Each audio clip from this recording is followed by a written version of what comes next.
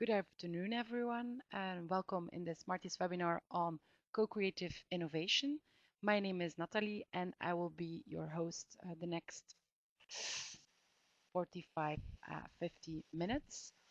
Let me quickly introduce to you our presenters for today, Thomas and Ashley. Thomas is a senior research manager here at Insights Consulting, and Ashley is a business director. And they are going to inspire you the next 45 minutes. Just one more practical thing. If you have any questions during the session, you can always use the community chat to ask them. And afterwards, we will pick them up and answer them for you. And also, the beginning of the session will be rather an interactive one. So prepare to join a small quiz, but Thomas will tell you more about that later. So Ashley and Thomas, if you are ready, you can take over from here. Enjoy the session, everyone. Okay, thank you, Natalie. Let's just do a first check. Can everybody hear me loud and clear out there?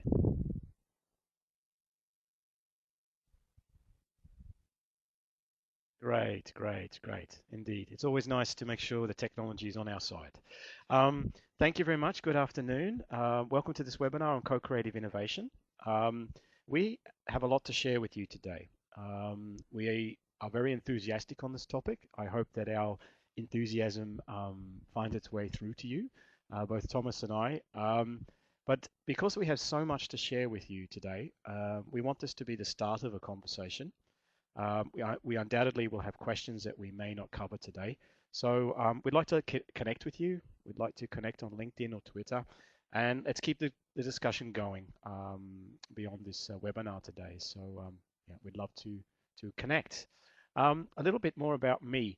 And then Thomas, of course. So I'm actually, as Natalie mentioned, a business director here at Insights, but my area of focus is mainly on research surrounding innovation and insighting. It's also one of my passions. So let's talk about an innovation from the 80s in the music world, and it's called the keytar. You'll actually notice in the picture that is me on the right-hand side with the keytar. So I'm a keyboard player, and this is one of the things I do in my life outside of work. But the keytar itself was one of my favorite innovations within the music sector back in the 80s. Later on, we're going to talk about the role that consumer and customer insights play in innovation. But for now, I would like to say I think the consumer insight behind this instrument was that us keyboardists, we also want to rock out from time to time. We don't want to be sentenced to the back of the band. The keytar has come back in fashion a little in recent years. This is a recent photo. Although I do admit that when I play it, I do still get some strange looks and even some strange comments when I use it on stage. Okay. On to Thomas. Thanks, Ashley. Hi, everyone. I'm Thomas. My background is in industrial design, and we have a similar focus on innovation, front-end innovation to back-end of innovation. Senior research manager at Insights Consulting, where I focus on setting up co-creative innovation initiatives for global brands like Heineken, TUI, MasterCard, for example. And last year, we gathered some of our visions on collaboration and on innovation in our Consumer Consulting Board book. So we like to share, and we also like to kind of have a conversation. So feel free to also share what you think during the chat, in the chat box, but also on social media like Twitter, #Insights. And a couple of months ago, the PDMA launched a new toolbook on open innovation, where we also contributed a chapter. So again, it's open innovation, so we also like to keep it open. Before we come on to the principles of co-creative innovation, I also like to introduce some of my favorite products, favorite brands. So let's see if you can guess them. This is a graph by the Boston Consulting Group, and every year they survey thousands of senior level executives. And one of their questions is which are the most innovative brands according to their opinion. And this is an evolution since 2005 of these brands that were mentioned most often. And I would like to focus your attention on one line on the far right, a very steep line, and I will just focus on it. So this brand first popped up in 2013 on place 41, and this year it was featured on place 7.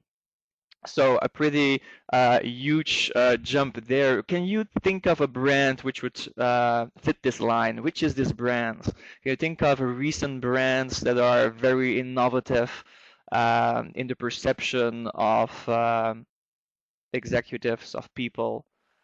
And you can just type it in the text box, whatever you think.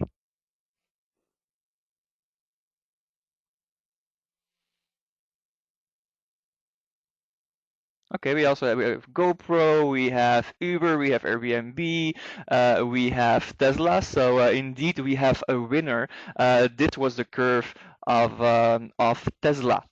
On to the next one. For the next brand, let's take a look at the evolution of the core of the store count, since 2004.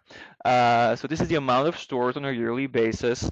You only notice a slight dip in the 2009 recession, and since then the company has kind of shifted his focus to make sure that these dips won't happen again. So any clue on which brand is represented on this graph? I already see a first guess. Starbucks. Any more? $1 store. Subway. Any more? McDonald's. Starbucks. And indeed, it is the store count for Starbucks. And then last but not least in this little warm up, an example from the hospitality industry. So here you see the room count of the biggest hospitality companies. And on top you see International Continental Group, and they took 65 years to come up with 645,000 rooms. But there's always some guessing going on. But there's one brand which only took 4 years to kind of top the biggest hotel group in its room count. Yes, you guys are amazing. It's indeed Airbnb. So I'm guessing my favorite brands might also be your favorite brands. So why do we like these brands so much? Why do we know them, and what do they have in common? And more importantly, what can we learn from them?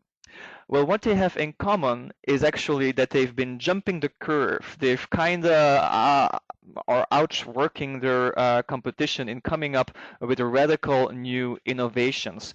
And they do this in 2 ways. First of all, they're not just focused on their own products. So they take on not this narrow focus on products, on improvements, on product features, but they think about innovation more holistically, beyond the product. And they can do this because they all have a thorough understanding of customer needs, and because they focus on creating a more emotional experience through their products, instead having their products as their sole and singular focus. One of the goals of Airbnb, for example, is to gain an offline presence as ubiquitous as their online presence. So we'll see here an example. Last month they launched an offline glossy magazine, a print magazine called Pineapple. So you might think, ooh, Airbnb and a magazine, what's the match? But they're really focusing on crossing this bridge between online and offline, on creating a more lifestyle for the traveler, and on building conversations, on making connections. So this edition, for example, will be spread, thousands of these magazines will be spread to Airbnb hosts, where there will be conversation starters for them and their guests. So Tesla, Starbucks, Airbnb, all approaching innovation beyond their product. So what else do they have in common? second clue there is they all have some type of platform for diversity, an innovation playground where they invite external parties or they invite customers to join them in their efforts. A very recent example is this year the CEO of Tesla, Elon Musk, announced that Tesla will not initiate patent lawsuits against anyone who wants to use their patent. So they're actually kind of opening up and kind of hoping that in the automotive space, competitors will build further on each other's learnings. So a pretty bold move in the automotive industry with a clear objective. The objective is to expand the market for electric vehicles. So the market as a whole, and then of course, Tesla hopes to have a big part of that pie. And two learnings, thinking beyond the product and coming up with a platform for diversity. And thinking about that, this might be a future favorite because Jibo, a social family robot, is actually doing the same. If you don't know it, Google it. I'm part of the Jibo community, so mine will arrive in about a year. And by being part of their community, I also get my say on what kind of skills, what kind of features this product should have.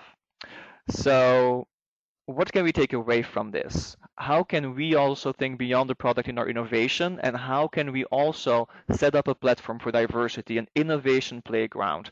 What's in the mix? Which are kind of principles or elements we should focus on? And because we believe that these principles are very important, we made them a bit more sticky by building them around an acronym for ID. So every letter of the word ID embodies one of these principles. Incubation, diversity, empathy, and assessment. And these are kind of the topics we would like to discuss in this talk. What's typically innovation, if you always do the same things the same way, you're not going to innovate. You're not going to reach a different outcome. So we're also taking kind of the unbeaten path and mixing up these principles for you, or the order of these principles. And Ashley is going to start by elaborating on the first principle of empathy. Okay, thank you, Thomas. Our first principle is indeed empathy. So let's discuss, what do we mean by this, and how does it play such an important role in co-creative innovation? Well, you see a little definition here within the context of this webinar. To develop relevant ideas and concepts, companies need to identify with and to understand the context, the emotions, and the articulated needs of their customers or consumers. Now, consumer empathy is not a new concept within marketing overall. However, sometimes it's a topic of debate or strong debate about how rigidly we need to build successful ideas and innovations based on unmet consumer needs.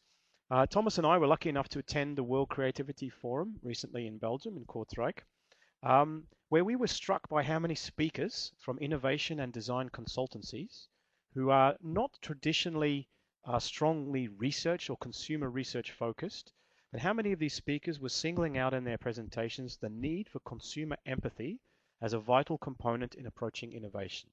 So the tide of opinion seems to be changing here about the importance of this in the innovative process.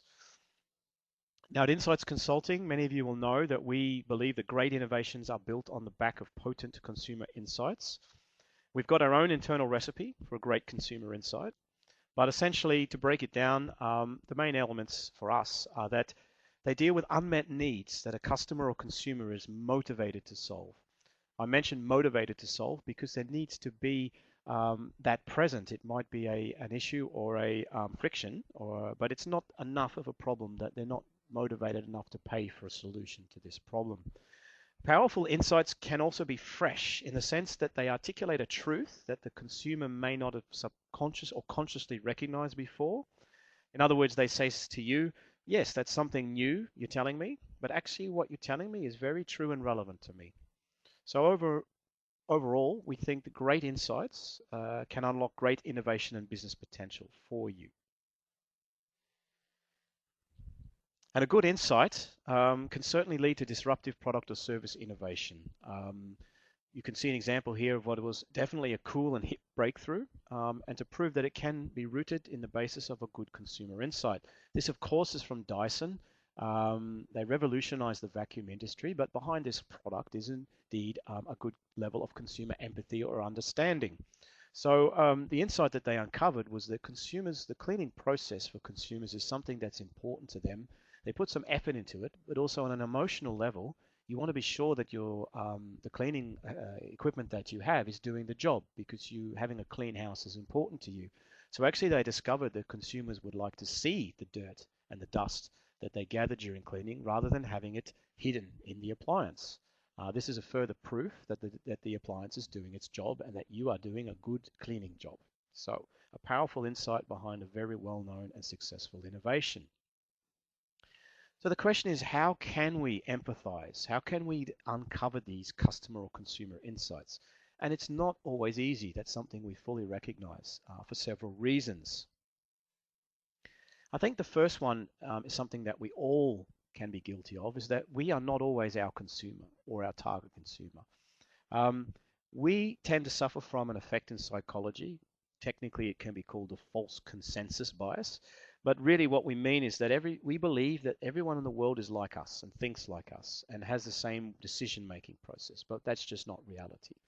On top of that, we kind of use this condition and we try to look for evidence that supports our view. We kind of blind ourselves to the things that may disprove our view, but we tend to focus on the things that support our view only. So we are not always our consumer, our target consumer. That's one of the problems when we try to empathize.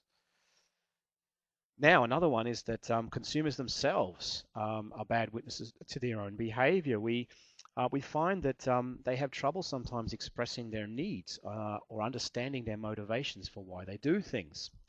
Sure, talking to consumers directly in research and observation is one way to understand their lives and needs better.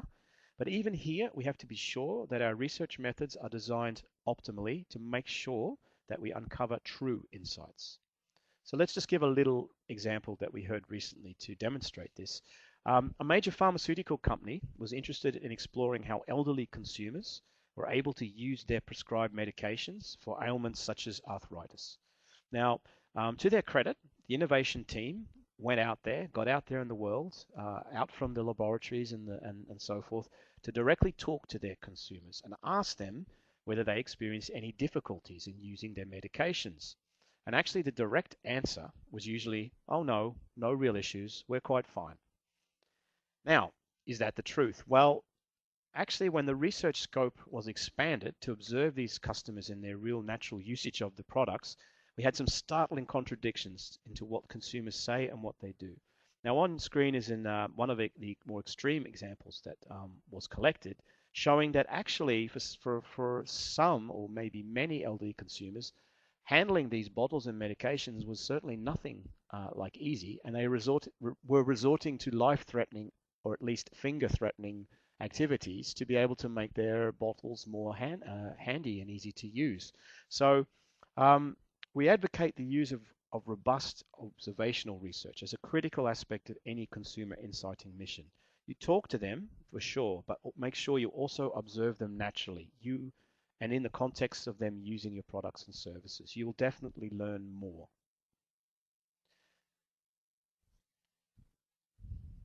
Another, let's say, idea when you want to achieve great empathy or a deep immersion into the world of your customers and consumers is to look at the world like a traveler. Now, I'd like to ask you also a question is, can you tell me, if any way, that you behave differently when you're on a holiday somewhere to a new city or country? Just type your answers again. Something from Roderick. Yes, you're looking around differently, open to the environment. More curious? Yeah. Yes, you're all smart cookies after lunch today. I don't see anybody suffering from after lunch syndrome here. You're all very clever. Yes, I think the main theme here is that when you're a traveler, you're on high alert. You're really looking for details. You notice things that even regular citizens don't see. You're paying attention to the way the things that are in the supermarket, the way transportation is arranged, the way people dress, the way people talk, the little things that they do. We're really, really very well observing that world. And that's the kind of, let's say, discipline we'd like to bring into observational research when you're trying to gain empathy, to really have those sharp eyes on as if you were a traveler. Another way to even go on a journey is to, a technique we often use, also for your consumers, is to maybe say activate or deprivate them. And by that we mean is, for example, ask your target consumers to do more or less of something. If they're a fan of fruit and healthy vegetables, you ask them not to do that for a week and observe their behavior and their reactions. The flip side to that is that you get someone who's really not eating these things and ask them to eat them and see what impact it has to them. So this is another way to explore and to see the world in different ways by traveling. All of this is an important part of gaining potent consumer understanding. So when we're uncovering insights, what we also believe is that sometimes by looking at the one, you actually can detect some gold. So sometimes the ones there are part of our bigger story, something bigger. And what could this be? Well, here's a nice example. This is not from a catalog. This is actually Thomas, my colleague sitting next to me this morning, and he is wearing different colored socks to work. Now you might say, well, what's this all about? Well, actually, we were aware of a case where in Tokyo, let's say a researcher or an observer noticed that there was one or two young ladies on a very crowded platform. Wearing different colored shoes, one of each, or different colored socks, and it got them interested. What's going on here? So by looking at those ones among the crowd, they actually came by speaking to these people and people like this to let's say a underlying need or insight that they were looking for a way to express individualism. It's a tricky one in larger populations, a way to stand out. And using this insight, we now know there are actually businesses built completely around offering non-matched clothes, non-matched shoes, non-matched socks. But part of by understanding these ones, we were able to get to a nice insight. Having said that, once we have got all of the needs that we have defined, you may have too many to work with for your innovation pipeline. We know that innovation dollars are not limitless. We have to make choices. So a good process here needs to take all your empathy insights and validate with the many. Choose the ones which you think are the most potent to work on. Now, to wrap up this section, just to present a case that we worked on for our clients at Durrell, and it was basically trying to achieve empathy and close consumer connection through immersion into young parents' lives, particularly parents who are living in cities. And we wanted to do this in a holistic way. So what you see is the tool is basically an online blogging and discussion community for these, let's say, respondents or participants in the research. But what are the key aspects of this that makes it great for empathy? Well, as you can see here, we used a method to capture usage insights at the moment of interaction with the product. So the respondents were able to take pictures, photos when they are actually out with their kids in the city or in those moments. They're able to take them on their phones, their tablets, and immediately contribute them to the research, give rich stories and comments and contextual stories to this. So we're collecting, let's say, insights at the moment of, in the heat of the moment, at the moment of interaction, using mobile-based data. Finally, we also use crowd interpretation, so the idea that maybe people cannot even be reliable witnesses to their behavior. We actually use crowd interpretation, asking other people in the community to, let's say, react or explain the behavior of others to make sure we don't miss any insights here. So this was a very robust approach to empathy, and it generated many insights, one of which you see on the screen here, which our clients at Durrell were choosing to take forward into their innovation pipeline.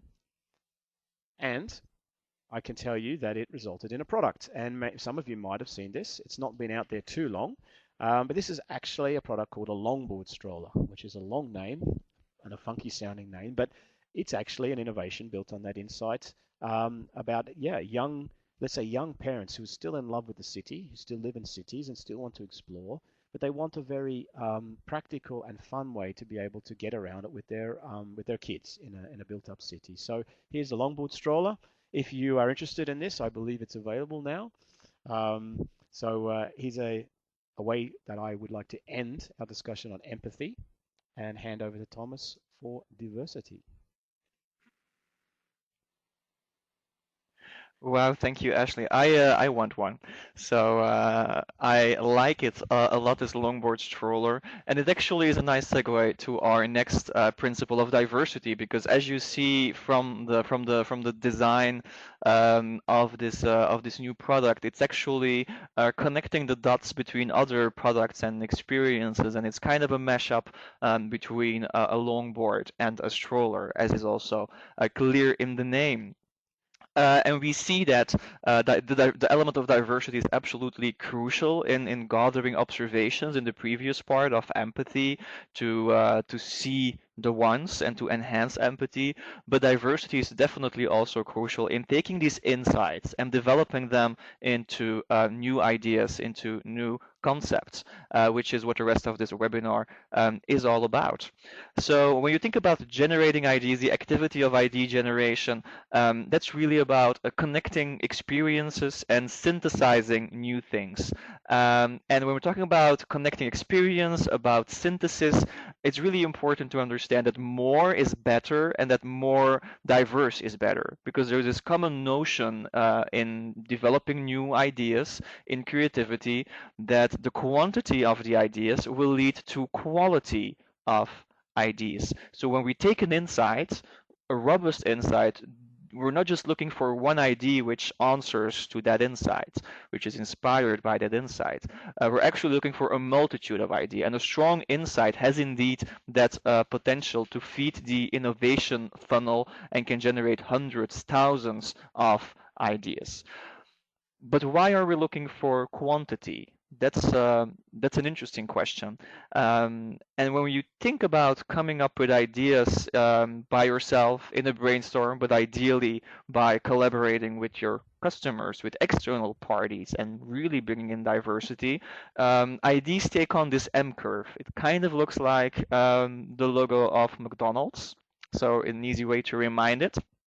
But this curve actually features the volume of our IDs in time. So the challenge we have is to break through this first arch of IDs that are already existing, the old ideas, and to come and reach this second curve of breakthrough ideas, of new ideas. And to get there, you really need kind of to be able to connect the dots, and these dots are a varied set of experiences. So the more experiences, the better, and the more diverse, the better, and the more breakthrough the result will be. So let's take a look at the power of diversity. This is an example in architecture to come up from a completely different angle, and this is the Eastgate Center. It's a shopping mall and an office block in Zimbabwe. It's in Africa. It's a very tropical climate, as you can imagine. And still the architect chose not to include AC, not to include any air conditioning in this building, in this shopping mall. And still, the climate inside is very friendly to the shoppers, so they're able to kind of spend their money in a relaxed way without sweating too much about it. So any ideas what kind of climate solution he came up with? Any ideas of how this might work? And again, please feel free to share your thoughts in the chat.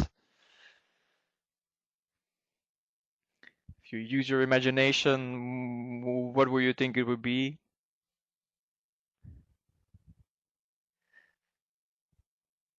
I see some people.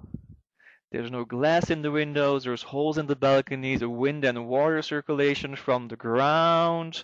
Okay, we have some, could be showers when you enter, it could be only ice cream to eat. But indeed, I see some great ideas here, which are actually leading to the inspiration of the architect. And he was inspired by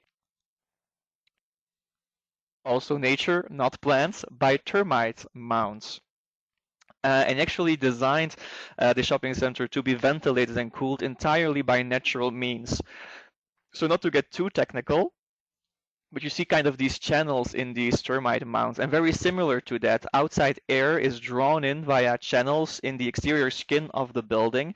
And this air is either warmed or cooled by the mass of the building, depending on whether the mass of the building or the air inside the building, on which one is hotter or cooler. And it is then vented into the building's floors, into the stores, into the offices, before exiting via the chimney, which you also see here in the middle on top.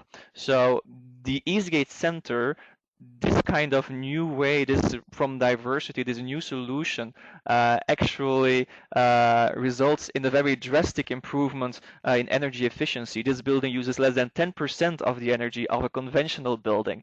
And just to reassure you, this is what it looks like. And maybe there are some termites inside, but we're not completely taking over the termite mound. So we know and we see this by thinking about the longboard stroller, about the shopping mall. All ideas are combinations of concepts of dots that already exist. But to connect all these dots, it's not enough to do it by yourself. Even if you have a very talented innovation team, there's an opportunity to reach out to other departments in the organization to come up with a more diverse group of people who's working on innovation. And it's definitely also key to bring some outside-in thinking and look outside the organization, which is what Heineken is doing in their open design explorations for the past 3 years.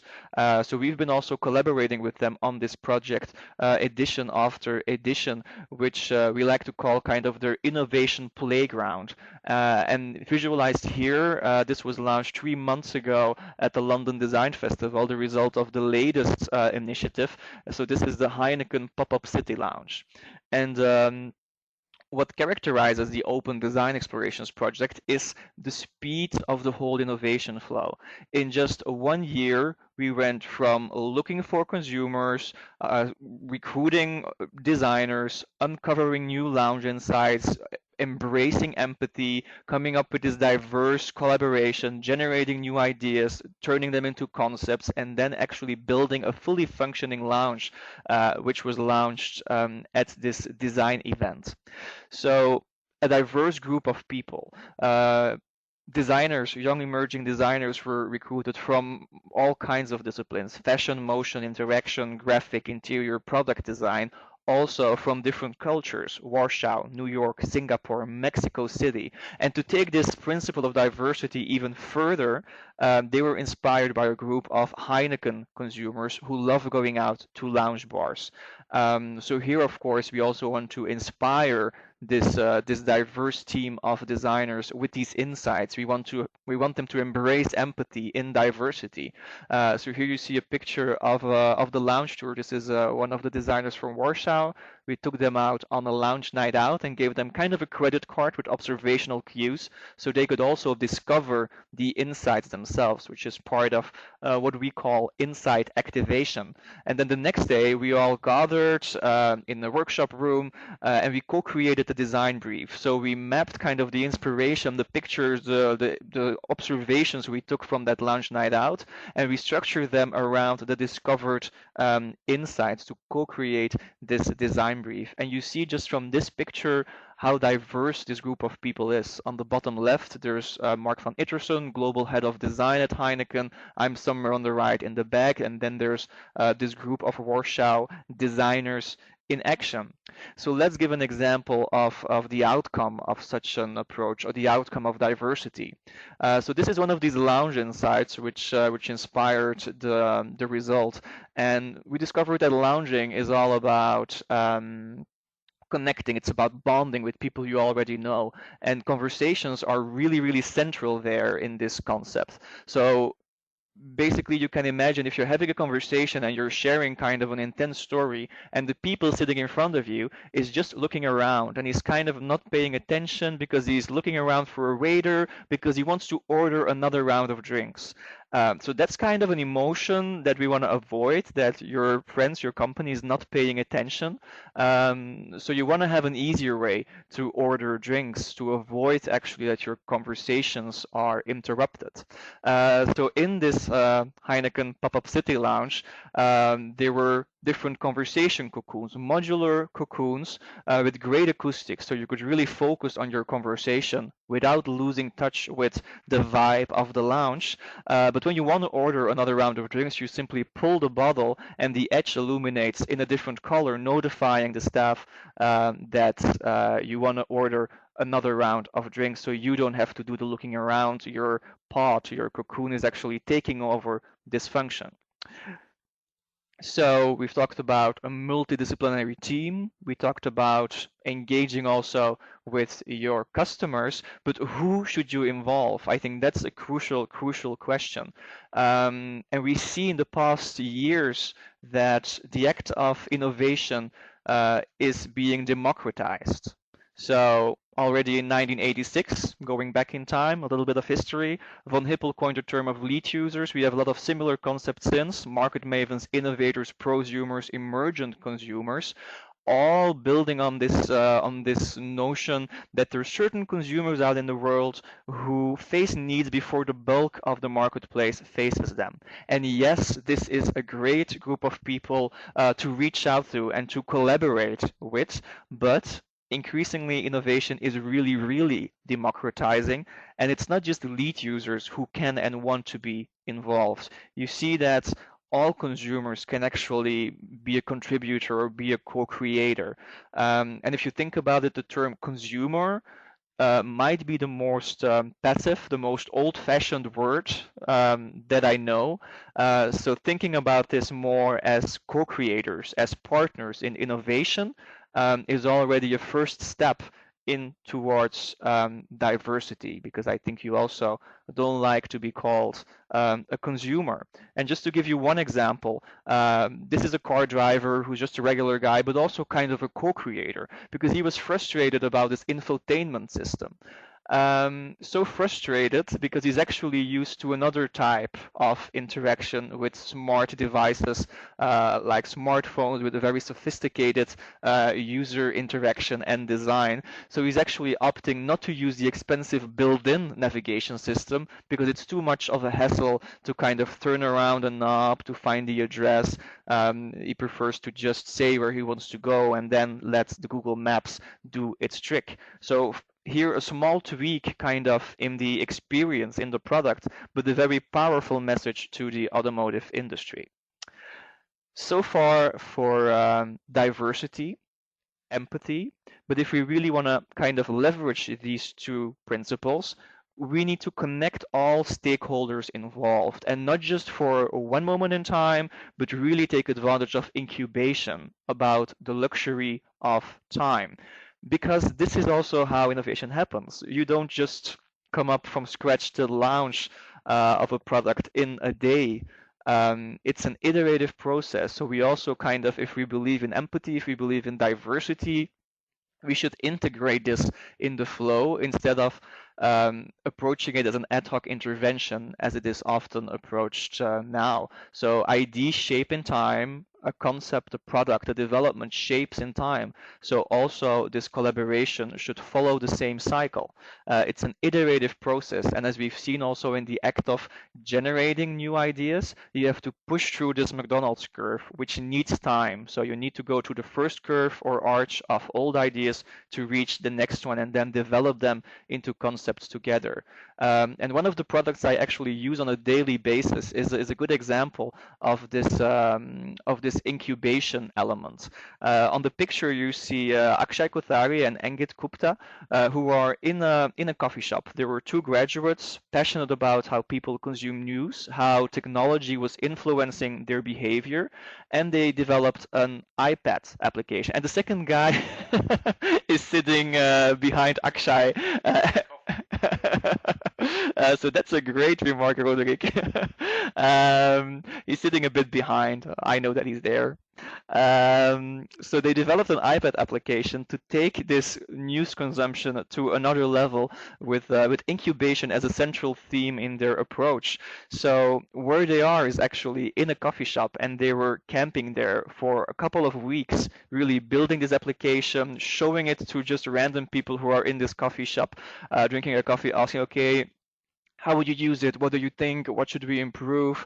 Then iterating, well, not literally, but staying there day after day after day, and really kind of working together with random coffee drinkers until they had the final products, and also until they completely got kicked out of the coffee shop because they were, according to the owners, also a bit bothering the customers and not drinking enough coffee. But the outcome is pretty amazing. Um, it was Pulse. So Pulse is the iPad app that they have developed, a very visual, a very fun way to consume news. And after 3 years, it actually was purchased by LinkedIn for $90 million. So what can we take away from this? Should we camp at coffee shops for the rest of our days? I think they're a more efficient way of bringing diversity, of bringing empathy inside the innovation flow. Social media-like technology, just like the community for Dorel that Ashley showcased, actually allows us to bring in these people into our flow, matching the pace of our development. So really setting up deep dives to get to the core, to understand their motivations, their needs, to come up with new ideas together, but also a continuous element of listening with bottom-up conversations and having these short interactions, 48-hour activities to challenge just a small element of the idea or to allow people to experience it. And this is actually how the members of the eBay Classifieds group are approaching their innovation. And one of the outcomes, Tweede Hans, actually went live yesterday. So they've collaborated with their customers longer in time, understanding how they should improve their product, and then collaborating in this improvement together with the visitors of this website to come up with their renewed marketplace, which is now also in responsive web design, but also allowing people to experience it in the natural context. So really grasping how people use it as they naturally do. And these advisors, this group of people which collaborated with the eBay Classifieds group, even added to the bus when it went live, showing people how they inspired this product and really spreading the word themselves. So incubation is really about connecting with these stakeholders, embracing diversity and empathy along longer in time across the innovation cycle from the front end to the back end for different types of challenges. Okay, it's Ashley back here again. I'm going to wrap up with the final piece of our, let's say, puzzle, and that's assessment, the assessment principle of co-creative innovation. I'd like to just talk about two areas here. Obviously, this section is about how would we assess our creations, our ideas in the market or before the market, and that's indeed the two different angles I just want to make some comments about. The first one would be the steps or the actions we take to getting an idea selected and an innovation brought out in the market. And how do we assess an innovation once it's out there in the marketplace? So first, a little again, a little thought is that we are primarily a marketing research agency. We're often seen as part of a process that can sometimes kill or stifle creativity in the innovation process. So, but we don't want to be about that. Killing ideas is not in our genes.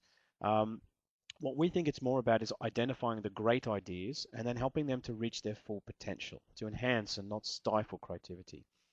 But a couple of cases I'll talk to you about in a minute is about evaluating concepts in a true and fair environment for you. Now, sometimes we see that the empathy phase of what we talked about this afternoon is done very well, and that we have managed to generate great consumer or customer insights, and we've selected the most potent ones, and we're ready to go and we're ready to ideate and make lots of ideas. What can happen though in this phase is that the consumer theoretically leaves the building. We stop talking to consumers when we're creating the ideas. We stop talking to them when we're, let's say, filtering the ideas, looking for the most promising. And this is a bit of a risk. It's something that we like to help companies to avoid doing that. A classic situation would be a ideation workshop where we have a couple of days, usually with internal people and some experts. But that yeah, there's no real consumer feedback phase on the ideas before decisions are made about which ones we want to keep or continue working on. So just one practical tool that we've been working with recently is that simple thing like having an overnight idea screener. Um, as Thomas said before, often it's about generating lots and lots of ideas at this phase. So we have a mechanism where you can throw these ideas overnight into a screener where they get some rankings and also some basic qualitative feedback on what they like or don't like about certain ideas. And this is a great tool that can be brought into the workshop environment to have the consumer voice present a little bit.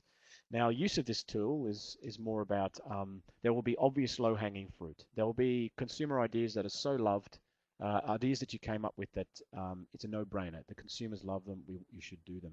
But the tool can also help with the more radical ideas, which sometimes consumers can't understand, to also give feedback from them about how to make it more understandable, how to make it come to life. So again, it's not about killing great ideas. Um, it's about let's say, helping them to be tested fairly, to be understood fairly, and nourished for that.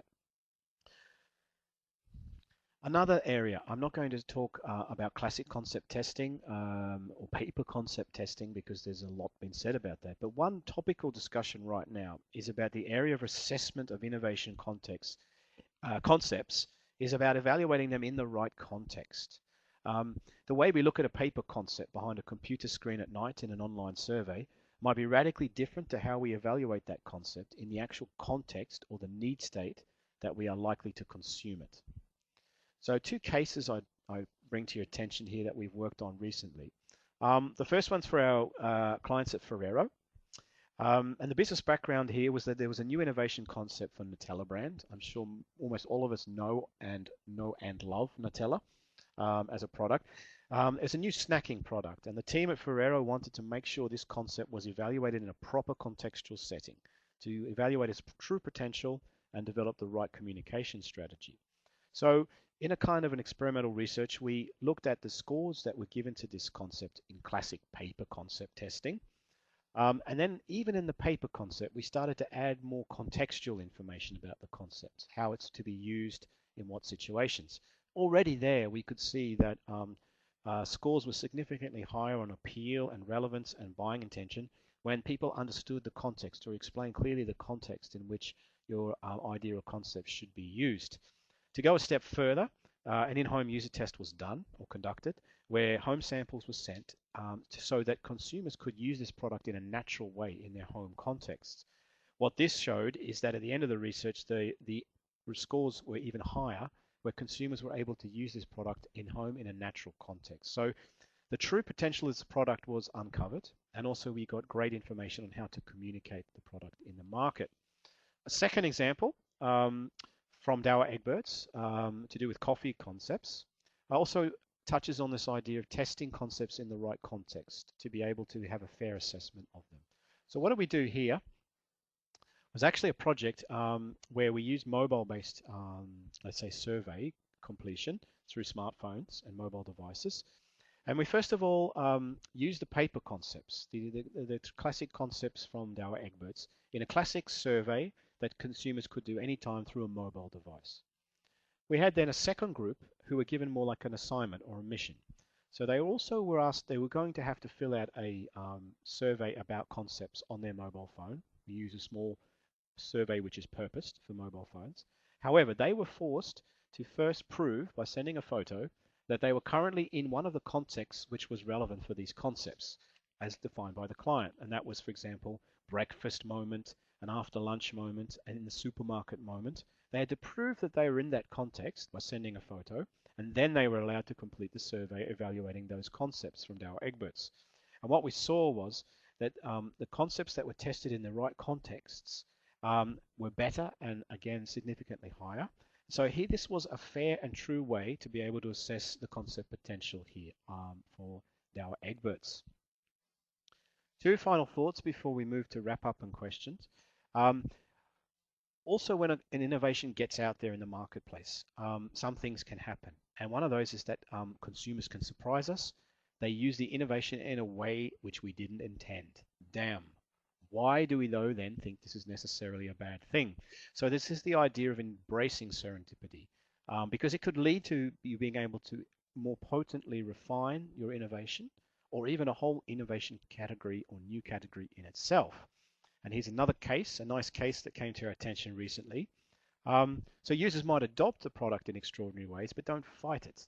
When Avon noticed that one of their beauty products was used by mothers as an insect repellent for their kids, they actually said, well, no, we're not going to pull all these products back and destroy them and go back to the drawing board. They embraced it and they actually created a product line or a sub-product line for insect repellents targeted towards family and kids. So this serendipity axis, the aspect of surprise, was something that they embraced in their innovation and took it to a new place. The final thing or final thought on assessment is about how we assess, how we set our goals here too. So make room for serendipity in your goal setting. In other words, don't necessarily try to conquer the world in one go and with your new innovations. You might blow all your resources on a launch or your reputation. But here is an example of the Ice Hotel. I think most people know the Ice Hotel. What most people, not everybody would know, is that the Ice Hotel started in with more humble aspirations from an innovation point of view. We understand that one of the first things that the creators of the Ice Hotel started with was a basic ice exhibition, just showing some sculptures, some art. Once that was successful, or they learned from that, they went to the idea of a snow gallery. So let's say upping the ante a little bit, making it more like a real exhibition. What's next after that's successful? Well, the next step was an actual event hall, a large space which was again ice made or ice themed. Now, along this time, along came some friendly backpackers and some travelers who thought this was very cool, but they said, could we sleep in such a place like this? Could you make a way for us to rest or sleep? And of course, the Ice Hotel was born, and now the Ice Hotel is very much associated as a luxury fantasy experience, but it had more humble beginnings. So I think the overall message is in our goal setting for our innovations, let's not be too strict, too harsh, and try to conquer the world straight away. Again, give your innovations time to grow and develop. Now, I'll hand back to Thomas for a quick wrap up before questions. Thank you, Ashley. So these 4 principles, and yes, we've meshed them up, or meshed the order up again. So these 4 principles actually turn innovation into co-creative innovation. And just to link back to how we started by guessing very innovative and guessing favorite brands, let's think about how Airbnb is checking these boxes. So assessment. Airbnb was started by 2 guys in San Francisco. They couldn't afford to pay rent, so they turned their loft into a lodging space with 3 air beds, hence the name Airbnb. So they built a website to get to their first renters, and from testing this experience in the true context with actual travelers, they learned how to further develop their business idea. Empathy. Well, within this business idea, it's really important to understand the needs of contemporary travelers. So they discovered that travelers had a need for a more personal, a more local experience than the one that hotels were currently providing. And diversity. Airbnb is built around this principle as users are adding value themselves by posting their lodgings and commenting, also sharing feedback on their experience. And incubation. By developing their community of Airbnb hosts, of guests, they continuously improve their travel experience offline. For Airbnb, as for us, there actually is no line. So these were our 4 core principles, and as we mentioned, we like this to be the start of a conversation and not the end. So feel free to share your questions with us, but also feel free to reach out to us with any other questions, remarks, connect with us on LinkedIn.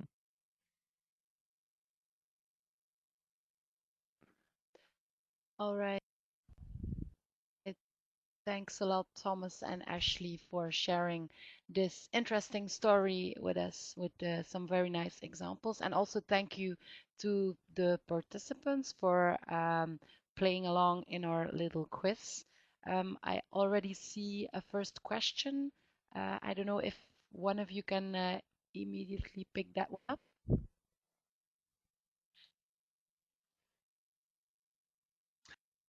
Yes, Yep. thank you, Migle. So it's indeed when it's about the act of ideation, we actually see two important things. We are looking, or we are very actively recruiting customers there who are more on the lead user edge of the scale, who are already coming up with solutions to these problems, who have a lot of experience within this environment. But for us, the key thing, even if we have a very creative set of customers who can imagine things to be different, sometimes if you isolate them, if you have kind of a different stream, these ideas don't get picked up in an organization. So the call is really together. So it's about bringing in this active ideation, these group of customers together with a team, with a diverse group of stakeholders, and really co-creating there. But for the act of generating ideas, that specific challenge, we are indeed engaging more lead users. Yeah. And maybe just to add to that, I think also that the magic also happens, as we said today, through diversity. So it can simply be about putting people from different professions, from different functions together, to look at things a different way. That can sometimes lead to ideas. So it doesn't necessarily mean about lead users versus non-lead users. But I think that the general trend, just to wrap up on this question, that we are noticing is that as an agency, we do a lot of research with consumers, and we are constantly surprised by how creative and innovative even what we would say normal consumers can be in surveys. Not everyone, of course, but we can still get some great ideas from let's say people who are heavy users of categories and products that they can still there is a kind of a creative spark in everybody, and we don't want to limit ourselves to only having the really lead users locked away. We want to have people from different disciplines come together, and also different kinds of consumers can also react together. Yeah. Thank you very much for answering the question, Thomas and Ashley. I don't see any other questions, so I think we can wrap up here. But if you have any additional questions afterwards, don't hesitate to contact us. All contact details are on the slide, so you can always contact us. And tomorrow you will also receive the full recording of the session, so you can just rewatch it as well. So thank you everyone for joining. We hope you enjoyed it and you got inspired. So thanks a lot. Bye.